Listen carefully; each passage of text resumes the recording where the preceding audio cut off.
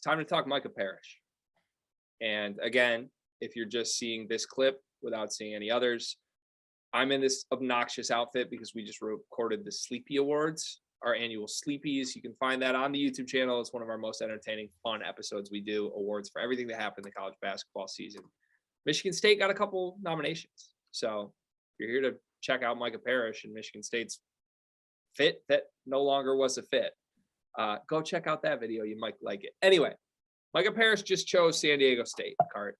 Micah Parrish, Oakland's fourth leading scorer, who I'm just going to say my quick piece, and then you can monologue about it. But my quick piece is this. Micah Parrish is not that good. We knew that. He was literally the fourth leading scorer on a bad Oakland team. And a lot of Michigan State fans talked themselves into being a really good piece. Like I had to field actual arguments the other day of Micah Parrish could be better than Max Christie was last year, right? Let's just calm down for a second, okay? Because guess what? He's not coming to East Lansing. He has decided he would rather play in San Diego State. The only target on the Michigan State transfer board just chose to play for Steve Fisher, or whatever his name is, the assistant to Steve Fisher. What's his name? Dusty? I'm pretty sure Steve Fisher's not the head coach of San Diego State anymore. Is Steve Fisher alive? It's the other guy. It's the Brian Dutcher. That's him. Brian Dutcher. Brian Dutcher just beat Tom Izzo for the top target on Tom Izzo's board.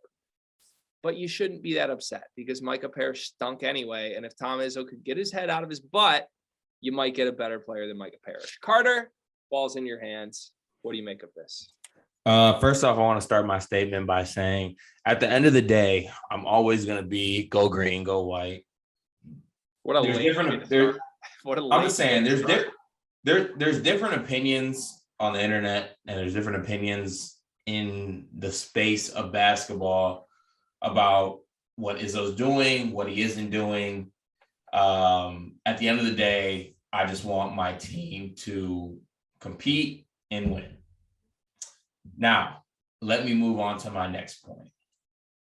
Just because someone is one of the greatest head coaches in college basketball history, and Izzo should be mentioned above the great amongst the greats, that doesn't mean that you are against criticism. Okay? We put all of our eggs into a Micah Parrish basket. And we got that basket took from under us by San Diego State. San Diego bleep state. The bleeping Aztecs. The Aztecs. You hear that, Greg? That's our other targets in the transfer portal. You know why I didn't hear anything? Because we don't have any. Why is everyone okay with this? Is it because it's not March? Is that what it is? I was born in March. Shut the hell up. All right. Y'all don't know shit about March. Why, if you see something happening and you're like, damn, that's tragic, that's happening. I'm sure they'll write, oh, God damn it, desk. I'm sure they'll right the ship. I'm sure it will happen. Why not just judge what's in front of us? The date today, almost May 5th. You want to know how many people have we added in the transfer portal, Greg? Zero. How many targets do we have? 2. Who are those targets? Jalen Bridges, who's fine, and Micah Parrish, who's bad. Got it. Okay. Jalen Bridges, currently committed and signed to Baylor. Micah Parrish, currently committed and signed to San Diego State. So you have 2 are signed. 2 minus 2, that equals 0. We have 0 signed people. We have 0 prospects. We have 2 freshmen coming in, and our backup center is Matty Sissoko. This is malpractice. This is whatever word you want to use. If you say that Michigan State is in a better position than what we were at the end of last season, then you're lying to yourself. And Sleepers Media doesn't do liars. We had an awful summer, and I can still say that and be optimistic about things for next season. Yes, I think our backcourt could be good next season. Yes, I think Jackson Kohler could be something next season. I think he's going to be good next season. We are not in the best position to compete next year in the Big Ten. In a Big Ten that's down. I just talked about in our other episode, Juwan Howard seizing the moment of having Hunter Dickinson, making moves to seize the moment. We have made zilch, 0 moves. We have 9 scholarship players on our team currently. If we wanted to show up to the practice facility tomorrow and play 5-on-5, we couldn't. We literally could not play. It's unacceptable. It is unacceptable that we have not been active in the transfer portal. And this is where it really frustrates me. If we were active and didn't get recruits, then okay, we just got out NIL'd, we got out recruited. At least I can hang my hat on that. We're not even trying. We're just laying down and giving up. I just don't understand. Like, why do we have to carry ourselves like we're not Michigan State University? It cannot be that hard to get someone to play for this school. You're telling me that Butler is that much better than Michigan State? You're telling me Manny Bates doesn't want to come to Michigan State? You're telling me we couldn't get a guy like Jalen Thomas even? We're not getting anybody. We're not getting anyone. And it's frustrating. It pisses me off. Like, I joke about it and I say these things about how we're not active in the transfer portal, but it's actually pissing me off that we're not doing anything, because it's looking like say what you want, say it's only May, but we're not adding a center. We might not even add a wing at this point. So what are we going to do? Say, oh shit, here we are. Oh shit, here we go again. We don't have these people. Guess we'll make the best of it. No, be proactive.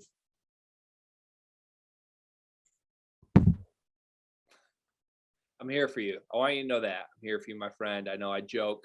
I know I like to poke fun at the demise of your team occasionally. I'm here for you. I'd be frustrated if I was only a fan of Michigan State basketball right now. And if you ever want to vent, even off-camera vents, Cart, I'm here for you. I have a couple things I'd like to say in response. You're spot on with all of that. I think, I've been asking the provocative question of, are you at your breaking point yet? That's not just a question to you. It's a rhetorical question to all listeners of this. Are you at your breaking point yet? Damn near going to be asking that once a week now, because your coach is not going to add anybody in the portal. At a minimum, if the best case scenario thing happens the rest of the season, he's going to leave 3 scholarships open. I'm not at my breaking point, by the way. I know you're not. That's why I'm not even going to pointedly ask that back to you, because you're not there yet. And you probably will be if this continues negatively soon. Maybe 3 or 4 more weeks. If nobody's added and Max Christie leaves, might get there. But even then, you're going to, I don't mean this as disrespect to you. Even then, the majority of the Michigan State fan base, including you, will jump through hoops to say, let's see what happens. I'll let you know right now. The breaking point won't be decided before the season. Will I be pissed? Right. Will I be pissed? Yes. But this season will determine my breaking point. But that is the thing with this, is it's not that hard to predict how the season's going to go. Izzo's a great coach. He's not a miracle worker. Okay. And I think a lot of people think he has literally brought somebody back from the dead and, made assault charges disappear or something. I don't know. You could say what you want about Tom Izzo. He's a miracle worker, but god damn, man, the guy can only work with what he's got. We talked about this in the green room the other day with DK. He is an elite coach. He still is. He maximizes his roster damn near every single season. I'm saying that without a hint of sarcasm. He is. He's not good at building a roster in this era. It's just a fact. It's not going to change. He identifies one target a year that he hones in on. Right now, it's Xavier Booker. He's recruiting the class of 23 more than he's recruiting this portal when he has 4 open scholarships. His only NBA talent, Max Christie's about to leave. He doesn't seem to want a replacement. And he's recruiting one guy hard in class of 23 who just so happened to get a Kansas offer yesterday. again, Isaac Trout, Jaden Shoot. What happened with those guys? And we do have Jeremy Fears already for 2023, by the way. Jeremy Fears is great. He's like the guys he has signed. I have no issues with Jackson Kohler. Like scrambling to get Jackson Kohler after you missed your top few targets. Yeah, that was huge. Incredible work. Jeremy Fears is going to be really, really good. I'm not as high on Trey Holloman as most people are. We'll see what happens with him. Like it'd be nice, maybe recruit a wing, maybe recruit somebody who's not a true point guard or a center or a four. Like Pierre Brooks is the only guy on the roster who can actually play the wing. And yeah, you can slide Willie Call down, you can slide Jaden Akins out, but that's a disaster. It's a disaster. But before I let you continue, this is what I'll say, and I don't want to compare it to my Lions fanship because it's nothing like the Lions. It really isn't. Tom Izzo, but he wins things. There's bad. Yeah, he does. But as someone on the outside looking in, it's nice to see a vision. It's nice to see steps, being proactive, getting ahead of things. And that's not happening right now. And that's frustrating. I can tell you what his vision is. I can 100%. He has a vision. Tom Izzo has always had a vision. His vision hasn't changed since 1999. His vision that won him a title when he executed it flawlessly to 100% of the maximum potential of his vision in 1999 won him a title. That same vision worked the entire decade of the 2000s and got him Final Four after Final Four after Final Four after Final Four after Final Four after Final Four after Final Four. In the 2010s, a lot of success, sporadic Final Fours, a lot of Big Ten championships. Tom Izzo has been the class of the conference for 2 decades. I'm not arguing that. He's a Hall of Famer. He's an elite basketball coach. His vision hasn't changed since 1999. It's not going to. His vision is I'm going to target 3 players per recruiting class that I think are killers. I'm going to identify them early. I'm going to build a relationship. I'm going to build a relationship before anybody else does. I'm going to build a relationship before Duke calls you, before Kentucky calls you, before anybody who wants a one-and-done player is going to call you. I'm the relationship. I'm Tom Izzo. It's a family. It's a toughness thing. And if you're tough, you want to play for me. And more often than not, when he hits on that, the guys are great players. They're killers. His best classes, he's landed those guys early. They've turned into really good college players. The years he has bad classes, he doesn't land his top targets. And then he scrambles. He has no backup plan. And that didn't work before the portal existed. These bad classes that have set up for teams that lose in the first weekend are classes where he's just not landing the guys. And he's still not landing the guys. I love Jackson Kohler. But when your recruiting class, when you have 4 open scholarships and you're not recruited in the portal and you only have a recruiting class of 2 guys in it, you're not landing your guys. And that's not changing, Cart, because Tom Izzo's not changing his approach. It never will happen. So you better hope, again, looking forward, you better hope he lands Xavier Booker. He already got Fears. That's great. That's a win because he doesn't always get those guys now. If he gets Fears and Booker, okay, you might have a good looking team. He got Christie and Christie's out the door in 1 year.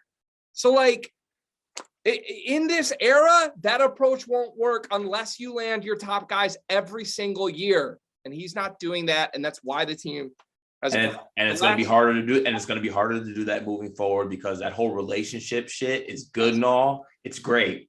It's really dope. I love relationships. I love the camaraderie, but it's get real. Like it's 2022. All right. Things are a little different. The landscape of college basketball is different. Like you have to make some adjustments. Yeah. Same old is not always going to get it done. If it was getting it done, then so be it. I wouldn't say shit, but last 2 years have been terrible. And again, trajectory's not changing, Cart, because he's not changing his approach. And if he doesn't land his top recruits, that's what this is going to look like. The last couple episodes we've done, you've drawn some absolutely beautiful charts for the people. Okay. I want to give you credit on that. I drew a little chart of my own while you were speaking a few minutes ago. This is the most advanced chart we've shown on the episode. So I don't know how much people are going to be able to see this chart. This is over the years, Michigan State talent is the thick line, performance is the thin line here. Okay. The furthest year to the left there, Cart, is when you had Miles Bridges' class enter Michigan State. Okay. I would argue they were equal to the most talented teams in the country those years. Those teams won regular season championships. They were really good. They had some fluke losses in March. Okay. I'm not here to revisit that. So the talent, super high, as you can see right here. Talent super high. Performance a little bit lower because they didn't do great in March. Okay, that's fine. That happens every now and then. Advance a couple years. Talent drops a little bit, right? They lose some of these pros. Miles Bridges finally declares. Jaren Jackson declares. Still a really good team. You got Cassius Winston, for God's sake. Still a really good team. But Cassius Winston and Kenny Goins and Matt McQuaid, not the most talented group. Classic Izzo group, though. Dudes that stay 4 years, really succeed. You had some impact freshmen. You had an Aaron Henry on that team. You had some guys who could contribute. Performance, they sweep Michigan. They make a Final Four. That's your peak, right? That's your peak right there. I'm doing this backwards. There's your peak, okay? Then you want to know what happens, Cart? A pandemic hits. And when a pandemic hits, everybody gets hit hard. But Michigan State especially got hit hard because, God forbid, Cart, I've been told by everybody, they could have won a national title. Cassius Winston. We would have won a national title. Would have won a national title. Pandemic hits. Oh no. Things start to slip because the classes after Cassius Winston's class, remember, I was killing him at the time. Who's the point guard after Cassius? They had none. Foster Lawyer was the guy. How'd that work out? Okay. Pretty glaring holes you could point at the next 3 recruiting classes. Talent drops significantly. What do you know? Performance drops significantly. We now get here. This is the era that we're in right here. Can you see this one right here? I hate this graph. Can you read that for me? What are we at right here? NIL portal. So that brought some changes to the game, Cart. Not only was there a pandemic, and not only could you not just go after your 3 recruits per year, but now any player in the country can go wherever they want and money matters. Michigan State's not at the forefront of that as far as college basketball is concerned. So for a program that was already slipping since you're a generational guy, the last great recruiting class you had, which was what, 6 years ago right here? While it's only slipped and slipped and slipped, this piece has made it impossible. And it's only going there. It's going down. It's going down. It's going down because if you're only going to recruit 2 guys a year and you're not going to play the portal and you're not going to recruit your top targets, you tell me where that's supposed to go, Michigan State fans. Like, you can duck it as much as you want. You can act like I'm crazy. You can act like I'm the conspiracy guy. But again, you are crazy. Eye to eye, at some point, unless that changes, unless he just magically starts getting all his top of the line recruits again, we're talking about a coach who couldn't land Micah Parrish. He's going to land all his top recruits again. He can't land Micah Parrish. You're in trouble, and the breaking point will come. And everybody knows that in your heart of hearts, Cart, you know I'm right. Can we end this segment? Final thing. How is Micah Parrish going to actually play at San Diego State? How's he going to play? He's going to be a fire 8th man. San Diego State's actually going to be talented this year. They will be good. Jackson Kohler's going to start at center. We're not getting a center. Are we getting a wing? No. So you're telling me 4 scholarships will be left open. Our team's set. Where in the Big Ten does Michigan State finish? 8th. Make the tournament? Barely. Deep breath. We'll get through it together, my friend. Like, subscribe, Sleepers Media. Maybe if Michigan State signs somebody, we'll have a new video for you next week. Who knows?